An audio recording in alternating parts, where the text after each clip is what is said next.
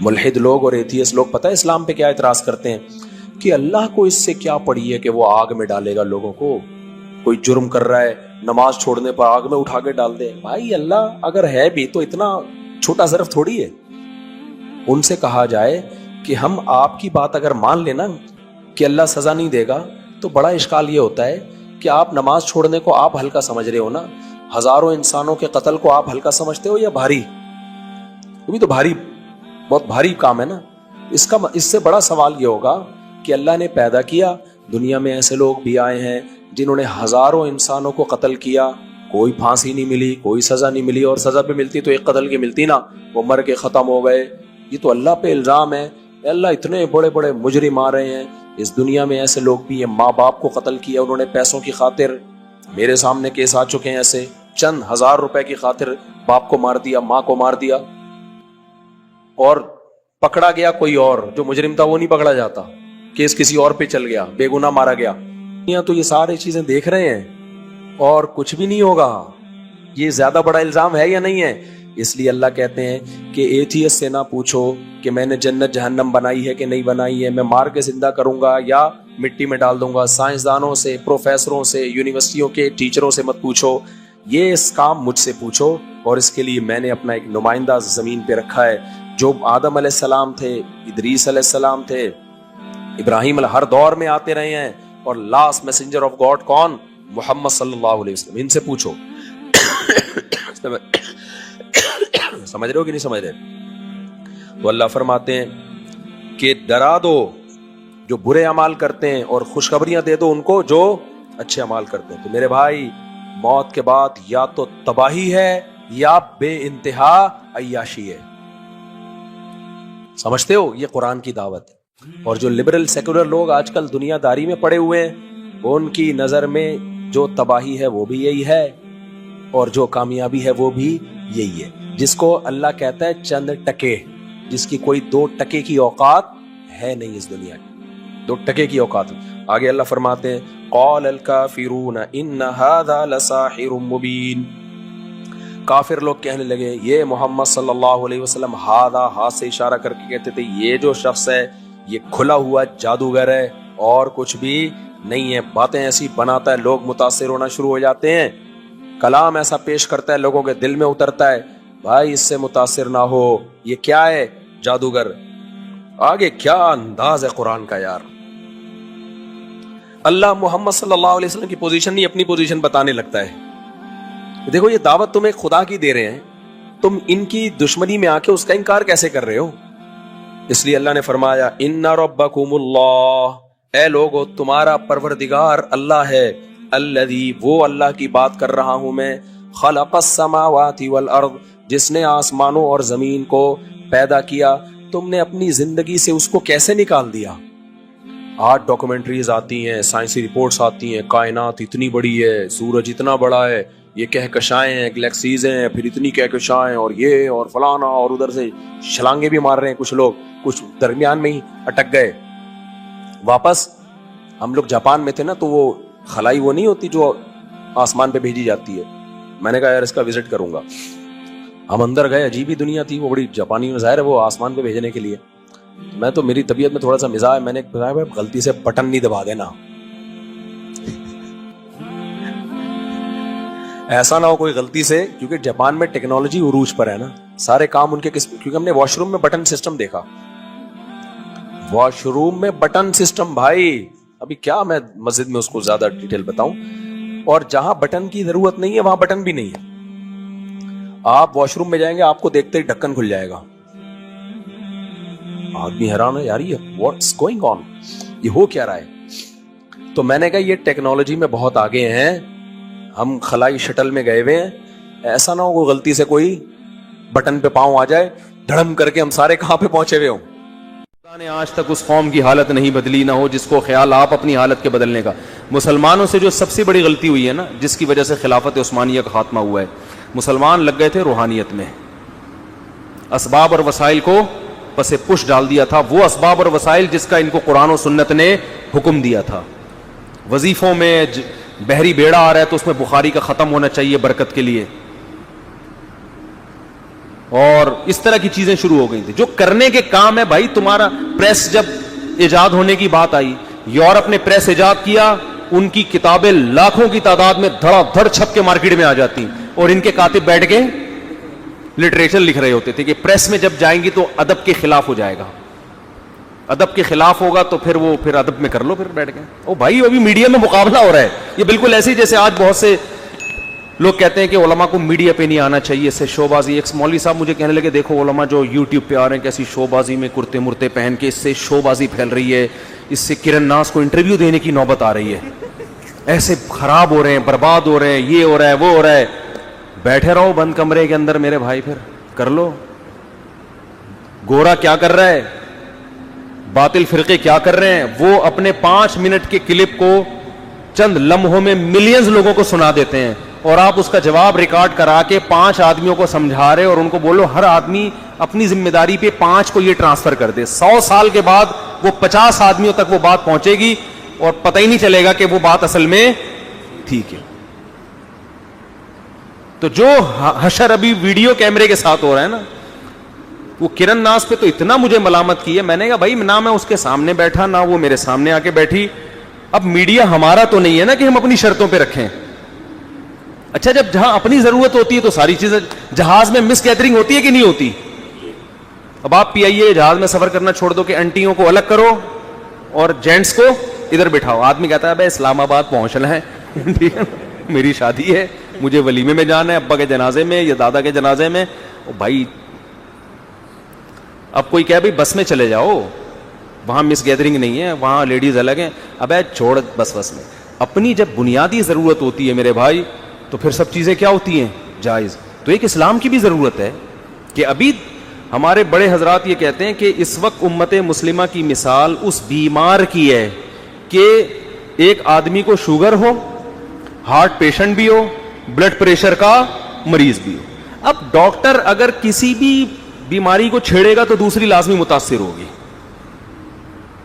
اب ایک حل تو یہ کہ ڈاکٹر کہ یار اس کا اگر ہارٹ کا آپریشن کروں تو شوگر بڑھنے کا خطرہ ہے, شوگر کو ٹھیک کرنے کی کوشش کریں تو پتہ نہیں کتنی ٹائم لگے گا, ایسا نہ ہو ہارٹ اٹیک ہو جائے اس دوران, اور بی پی بھی کنٹرول نہیں آ رہا. تو ایسا کرو اس کو دفنا کے آ جاؤ. ایسا ایک حل تو یہ کہ کچھ بھی نہیں کرو, کیونکہ جہاں چھیڑو گے اس کے دوسرے سائڈ افیکٹ. یہ بہت اہم پوائنٹ کی بات ہے, اس کو نوٹ کریں, بہت سے مسئلوں کو حل کرے گا یہ اصول. جس چیز کو چھیڑو گے دوسری بیماری متاثر ہوگی. عقل مند کیا کہے گا؟ عقل مند کہے گا جو ابھی فوری ایمرجنسی کا جو مسئلہ ہے نا, جس کو نہ چھیڑا تو یہ مر جائے گا, اس کو فوکس کرو. شوگر کو اوپر نیچے, ابھی ہارٹ اٹیک ہو رہا ہے, دل وہ انجائنا کا درد ہو رہا ہے اور اندر رگے ہوئے, بھائی ابھی فی الحال رسک لے کے علاج کرو, بچنا ہوگا تو بچ جائے گا, نہیں تو شوگر میں بھلے مر جائے, لیکن ویسے بھی تو مرے گا ہی نا. تو وہ کوشش کرے گا بھائی شوگر کو جس حد تک کنٹرول کیا جا سکے کرے, لیکن فی الحال فوراً اس کا بائی پاس کر لو تاکہ جان بچے. اس کے بعد پھر دیکھیں گے کیا کرنا ہے. جیسے ڈاکٹر آئے دن یہ کر رہے ہوتے ہیں آپریشن میں, بھائی فی الحال تو گولی نکال دو. کیا ہو گیا بھائی؟ کسی کو گولی لگ جاتی ہے, ڈاکٹر کہتے ہیں بھائی فی الحال کیا نکالنا ہے؟ گولی نہیں. بعد میں دیکھیں گے اس نے اندر جا کے کیا کیا کیا ہے, کون کون سی چیز کو جوڑنا ہے, کس کا گردہ لے کے ادھار لے کے اس کو فٹ کرنا ہے, کیا کرنا ہے, یہ بات کی بات ہے. تو بالکل اس امت کی مثال ایسے ہے, بے حیائی پھیل چکی ہے, میڈیا ہمارے کنٹرول میں نہیں ہے, یونیورسٹیاں ہمارے کنٹرول میں نہیں ہیں. اب آپ جب کسی یونیورسٹی میں آپ کو بیان کے لیے بلایا جائے گا, بہت اچھی بات ہے, لڑکیاں پردے میں بیٹھ جائیں, مرد ادھر ہوں, لیکن آپ کی آفر ہر جگہ قبول نہیں کی جاتی. اب ایک حل تو یہ کہ چھوڑ دو, بھاڑ میں جائے, ہماری ہیڈک نہیں ہے. اس سے نقصان یہ ہوگا کہ آپ نہیں جاؤ گے, باطل لوگ وہاں پادری پہنچیں گے پھر بیان کرنے کے لیے, ایتھیسٹ پہنچے گا, وہ یہ فرق نہیں دیکھتا کہ لڑکی کے سر پہ دوپٹہ ہے یا نہیں ہے, صحیح ہے نا, کہ برقعے والی بھی بیٹھے اور بغیر دوپٹے والی بھی بیٹھے, وہ الحاد پھیلائے گا. تو ایسے موقع پہ جب کوئی عالم جائے گا وہاں, چاہے مس گیدرنگ کا ماحول ہے, وہ بیان کرے گا, اس کے سائیڈ افیکٹ لازمی ہوں گے, تھوڑی سی پردے کی ویلیو لازمی کم ہوگی, باتیں بھی بنیں گی, لڑکیوں کو ذہن میں یہ بھی خیال آئے گا شاید پردہ اتنا ضروری نہیں ہے, لیکن اس سے بڑا مسئلہ ہوگا اگر آپ نہیں گئے, پھر آپ اس کو ڈیلے کر دو گے, یار یہ بعد میں کسی طرح میں سمجھا دوں گا یہ مسئلہ پردے والا, اس کے لیے الگ سے میں کوئی میٹنگ کر لوں گا یا اور کسی طرح سے اپنا میسج ڈیلے کر. ابھی ایمان بچانے کا مسئلہ ہے.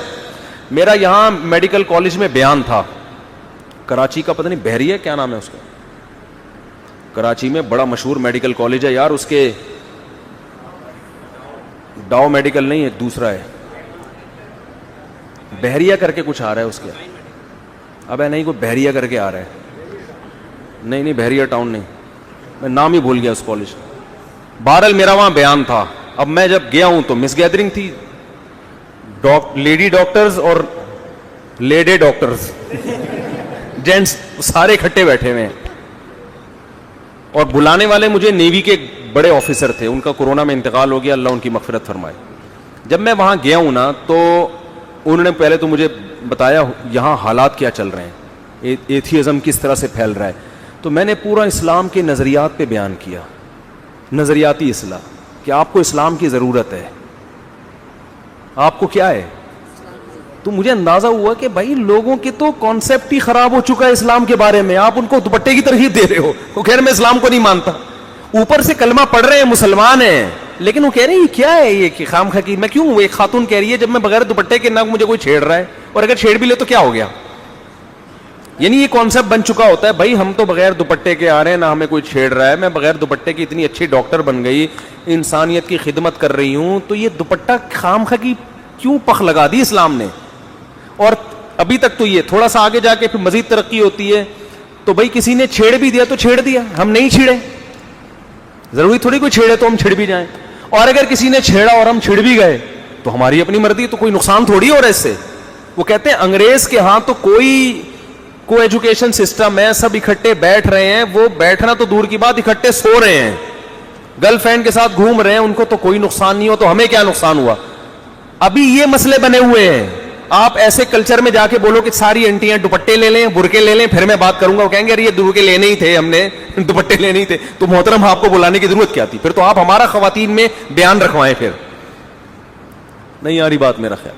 تو بھائی اسی ڈاکٹر ذاکر نائک کے یہاں تو سب بیٹھے ہوئے ہوتے ہیں نا. تو اگر میں سما ٹی وی والوں کو بول دیتا نہیں جی انٹی کو نہیں, وہ کہتے بھائی پھر نہیں دو انٹرویو, ہم تو چاہ رہے ہیں آپ کا انٹرویو لیں لیکن آپ کی شرطوں پہ نہیں ہو سکتا. تو میرا جو میسج لاکھوں لوگوں تک پہنچ گیا وہ میسج نہیں پہنچتا. دوپٹے کی بات میں پھر کسی اور ٹائم پہ کر لوں گا, بھائی یہ غلط ہے.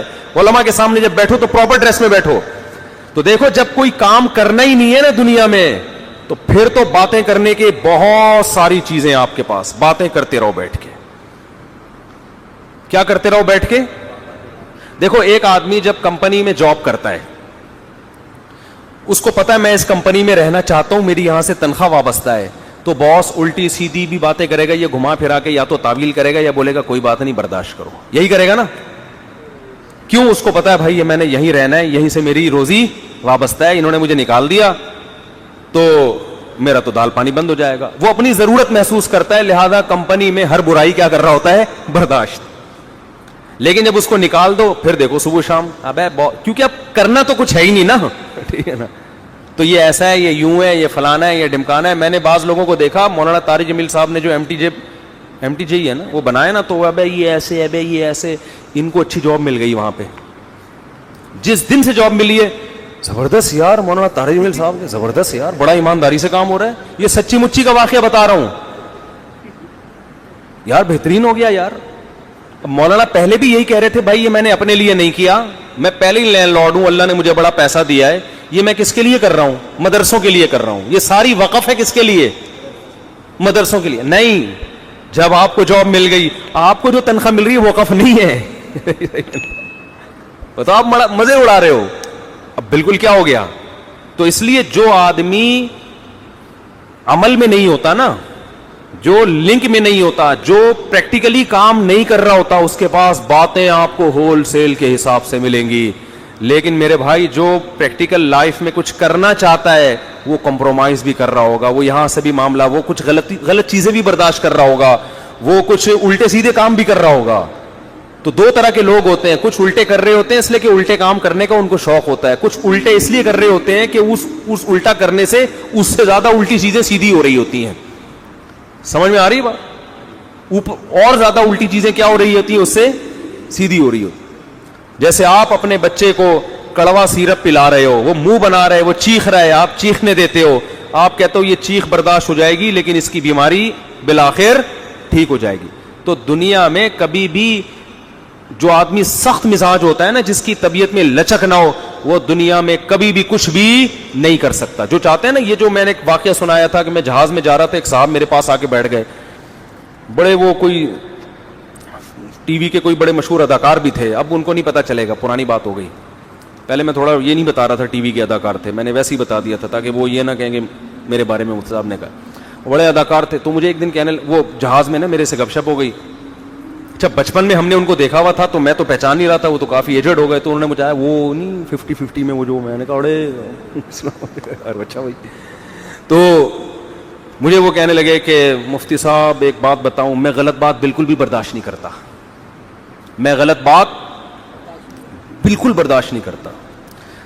अब चूंकि मेरी उनसे बेतकल्लुफी नहीं थी तो मेरा दिल चाह रहा था मैं इनसे कहूं आप फिर नाकाबिले बर्दाश्त आदमी हैं, किसी के लिए आपको बर्दाश्त करना मुमकिन, क्योंकि जो आदमी बिल्कुल भी गलत बात बर्दाश्त नहीं करता ना, उसको दुनिया में कोई भी बर्दाश्त नहीं करता, क्योंकि दुनिया में 100% सही कहीं भी नहीं हो रहा है, कुछ गलतियां बर्दाश्त करनी पड़ती हैं इस चक्कर में कि यार या तो हमें तपड़ नहीं है इसको सही करने का या ये कि इसको बर्दाश्त ना किया तो इससे ज्यादा गलत हो जाएगा।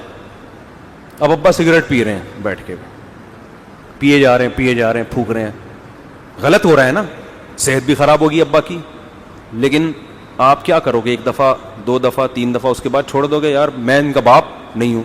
आपने अब्बा को कहा, सिगरेट हाथ से लेके फेंक दी कि मैं गलत बात बर्दाश्त नहीं करता, ये क्या हो रहा है? तो अब्बा चर्च ले आएंगे अगले दिन, बोलेंगे रोक के दिखा, मैं तेरा बाप हूं तू मेरा बाप, और तू भी पी, वरना जायदाद से आग करता हूं मैं तुझे। तो बड़े को तो यही होता है।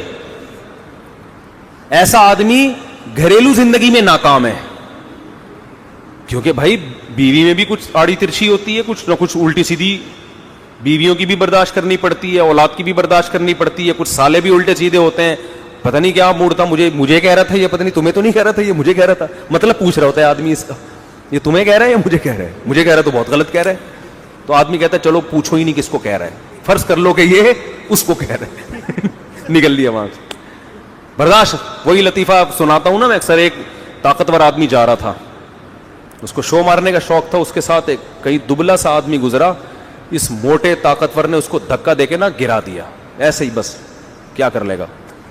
अब ये दुबला जब गिरा है, गलत बात हुई ना इसके साथ, क्या क्या, इसको बड़ा गुस्सा आया।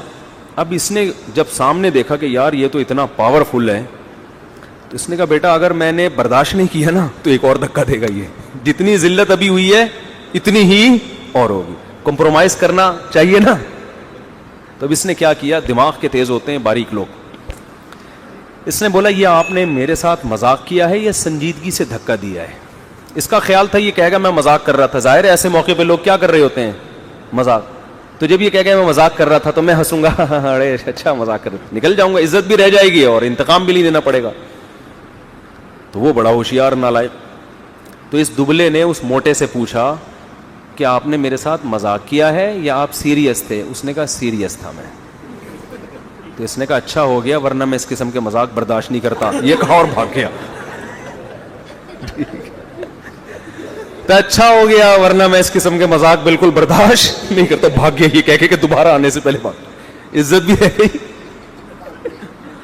अक्लमंद था, क्योंकि अभी भी बेइज्जती हुई है, लेकिन भाई अगर बर्दाश्त ना करते तो इससे ज्यादा बेइज्जती होती, इससे ज्यादा बेइज्जती होती।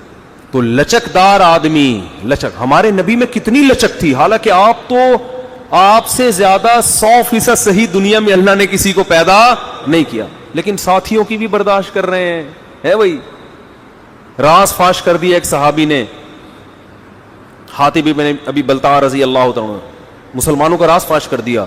हजरत उमर ने हुक्म दिया गर्दन उड़ाए इनकी। पूछा भाई क्यों फाश किया, उन्होंने वजह बयान किया। आपने फरमाया छोड़ दो, बदर में शरीक हुए, इनकी कुर्बानी है, कितना बड़ा ज़र्फ है कि नहीं है, भाई छोड़ दो। इसलिए कि अगर आप अपने साथियों की गलतियों पर इस तरह से करना शुरू कर दें, हमारे एक दफ़ा ایک عالم جو مدرسے کے محتمم ہیں, انہوں نے مجھے اپنا واقعہ بتایا کہ کچھ مدرسے کے استاذ کی شکایت آئی کہ وہ صحیح طرح پڑھا نہیں رہے. کچھ ہمارے مدرسوں میں اللہ کا یہ بڑا فضل ہے, ہم جتنے ٹیچر ہم نے دیکھے ہیں, اسکولوں کا ماحول بھی ہم نے دیکھا ہے, مقصد اسکولوں کی برائی نہیں ہے, اسکولوں کے ٹیچر کو بھی دیکھا ہے اور مدرسوں کے بھی, بہت فرق ہے دونوں کی دیانتداری میں, زمین آسمان کا فرق ہے. جو ہمارے مدرسے کے جتنے استاذ ہیں اتنی ذمہ داری سے, پابندی سے پڑھاتے ہیں, اتنی محنت سے پڑھاتے ہیں کہ یہ محنت ہم نے اسکولوں میں نہیں دیکھی ہے, کالج میں بھی نہیں دیکھی. چند اساتذہ اسکول میں بھی تھے, کالج میں بھی, لیکن 100% نہیں. مدرسے میں ہم نے 100% دیکھا ہے یہ کہ, اور تنخواہیں بہت تھوڑی تھوڑی, لیکن ٹائم بھی زیادہ دے رہے ہیں. وجہ کیا ہے؟ موٹیویشن کہاں سے مل رہی ہے کہ بھئی یہ صدقہ جاری ہے ہمارے لیے. تو سب چیزیں تنخواہوں سے تھوڑی ہوتی ہیں. تو کچھ شکایتیں آئیں کہ آپ فلاں کو نکال دیں, فلاں کو نکال دیں, فلاں کو نکال دیں. انہوں نے کہا, جو مشورہ دینے والے تھے نا, ان کی فیکٹری تھی, انہوں نے کہا آپ کو جب اپنے ملازمین کی شکایت آتی ہے فوراً نکال دیتے ہیں؟ اس نے کہا نہیں نکالتے تو نہیں, تو فیکٹری بند ہو جائے گی, اس طرح نکالتے رہو بیٹھ. تو انہوں نے کہا آپ کو فیکٹری کی تو فکر ہے, مدرسے کی فکر نہیں ہے. تو یہ دین ہے, دین کو بچانے کے لیے بھائی 100% کون درست ہوگا؟ تو جس کی طبیعت میں, نیچر میں لچک نہیں ہے, فلیکسیبلٹی نہیں ہے, وہ دنیا میں کسی کام کا بولو نہیں. وہ بچوں پہ چنگیز خان بن جائے گا, بچے باغی ہو جائیں گے. تو وہ جہاز میں بیٹھے ہوئے میرے پاس کہ میں غلط بات بالکل بھی برداشت کرتا ہی. اچھا بھائی نہیں کرتے ہوگے یار, آپ ہی کر سکتے, ہم تو کر لیتے ہیں. میں دل میں سوچ رہا تھا میں نہیں برداشت کر رہا, آپ اتنی غلط بات کر رہے ہو, لیکن میں کیا کر رہا ہوں, کیونکہ مجھے پتا ہے میں اگر جواب دوں گا تو بحث چھڑ جائے گی, ہمارا تو سارا ٹائم اسی میں لگ جائے گا. تو ہم اچھا بھائی, بس ہم نے یہی کہا ماشاءاللہ اچھا لگا آپ کے منہ سے یہ سن کے اچھا لگا. تو بات کیا کر رہی تھی, یہ بات کہاں سے آئی, بات کیا چل رہی تھی یہ, ہاں تو میں یہ عرض کر رہا تھا, اس زمانے میں دین کی خدمت کرنے کے لیے ایک طریقہ ہے گھر میں باؤنڈ ہو کے, اپنی خانقاہ میں بند ہو کے آپ بیٹھ جاؤ. تو آپ کا کام بہت محدود, لیکن آپ کو پتہ نہیں ہوگا کہ دنیا کہاں سے کہاں جا رہی ہے, اور اسلام کے خلاف اور اہل حق کے خلاف کیا کیا دنیا میں سازشیں ہو رہی ہیں. ہمارے ایک استاذ تھے, انہوں نے, استاذ تو نہیں یوں کہہ سکتے, بڑوں میں سے تھے, انہوں نے واقعہ سنایا کہ چند علماء میرے پاس آئے, انہوں نے کہا غامدی صاحب اتنا کچھ پروپیگنڈا کر رہے ہیں اسلام کے خلاف, آپ کام کیوں نہیں کرتے, اس کے دلائل کا جواب کیوں نہیں دیتے. اچھا, جو علماء ان کو سمجھانے کے لیے آئے وہ علماء کے ویڈیو بنانے کے قائل نہیں تھے. انہوں نے کہا دیکھیں غامدی صاحب ویڈیو کیمرے کے سامنے بات کر رہے ہیں, اور بات محترم کی بات پھیل رہی ہے یونیورسٹیوں میں اور کالجز میں, اور آپ میرا بیان رکھوا رہے ہیں, کہاں رکھوا رہے ہیں؟ مدرسوں میں, جو غامدی کے نظریات سے متاثر ہی نہیں ہے. ٹھیک ہے نا. تو جو متاثر ہیں وہاں عورتیں بھی ہوں گی, لڑکیاں بھی ہوں گی, لڑکے بھی ہوں گے, ان کو آپ کہہ رہے ہو کہ برقعے پہنا کے لڑکیوں کو سائڈ پہ کر دو اور لڑکوں کو ادھر کر دے, تو بہت اچھی بات ہے, لیکن ہمیشہ نہیں ہوتا ایسے. تو آپ جس طبقے میں وہ کام کر رہا ہے اس طبقے میں ہماری دعوت پہنچنی نہیں, تو میرا دماغ خراب ہے, میں اپنا ٹائم ضائع کروں جواب تیار کر کے. سوال اس نے کیا ہے, جواب آپ اس کو کس کو دے رہے ہیں؟ اس کو دے رہے ہیں. ایسا تھوڑی ہوتا ہے. تو اس زمانے میں کوئی بھی کام ہوگا, کیونکہ اس وقت اسلام کی دنیا میں حکومت نہیں ہے, اس وقت تو کفر کی حکومت ہے. تو آپ کو دنیا میں جو بھی کام کرنا پڑے گا, جیسے یہ جو یوٹیوب کی ارننگ بھی اسی میں آ گئی, کہتے ہیں ایسے ایڈورٹائز چل رہے ہیں. میں لوگوں سے کہتا ہوں کہ یہ جو آپ شیمپو کی بوتلیں بیچ رہے ہیں, ان پہ تصویریں ہوتی ہیں کہ نہیں ہوتی ہیں؟ تو ہونا تو یہ چاہیے. اس تصویر کو پہلے آپ کیا کریں؟ نہی علی المنکر میں آتا ہے, نبی نے فرمایا جو گناہ دیکھے اپنے ہاتھ سے کیا کرو, مٹا دو. سب سے پہلے آپ شیمپو کی بوتل پہ تصویر کو کیا کریں گے؟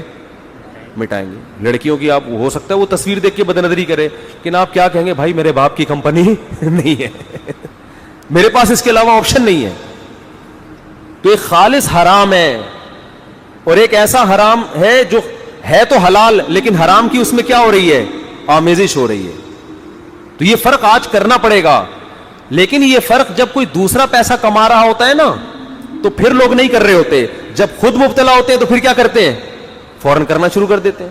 اسلامک بینکنگ حرام ہے, ناجائز ہے, ساری دنیا بہت عرصے تک چیختی رہی, بہت سے لوگ, کچھ تو بیچارے علماء تھے جو جن کی رائے یہی تھی, وہ تو دلائل کی دنیا میں ان کی رائے تھی, وہ اب بھی ہے. لیکن بہت سے لوگ اب صاحب ایک ہی کان ادھر سے پکڑو, کان ادھر سے پکڑو.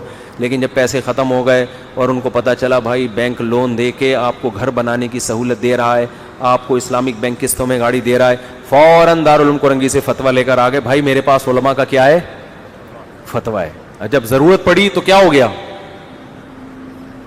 بھائی یہ تو علماء کا فتویٰ ہے نا, یہ تو شرعن کیا کہتے ہیں. ساری زندگی حنفی ہوتے ہیں, 3 طلاق دے دی تو کیا بن گئے, اہل حدیث ہے بھائی. مارکیٹ میں کیا چل رہا ہے, یہ چل